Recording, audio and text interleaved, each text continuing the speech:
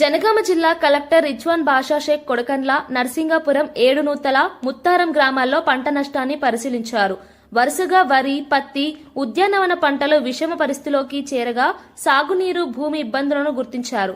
Collector అధికారులు పంట నష్ట రిజిస్ట్రేషన్ను వేగవంతం చేయాలని, రైతులకు తక్షణ సహాయం అందించాలని ఆదేశించారు. పంట కొనుగోలు కేంద్రాల నిర్వహణపై గైడ్లైన్స్ ఇవ్వబడ్డాయి.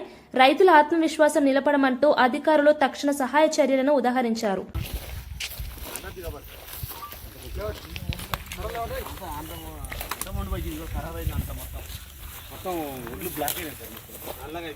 మొలకలు వచ్చాయా? అడుపు అన్నీ వస్తాయి సార్. కడిచిలరా బండలు సార్ వన్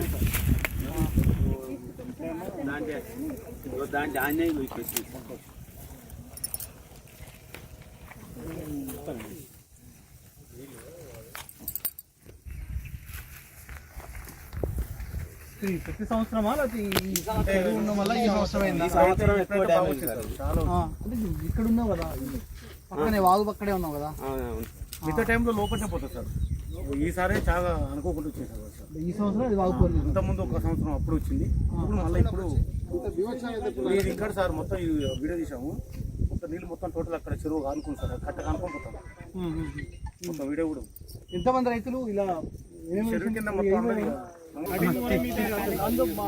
కదా మీకు రాసి దానిలో వచ్చి దానికి అందులో కట్ చేస్తారు, దానిలో దాని ప్రకారం డబ్బులు వచ్చాయి కదా.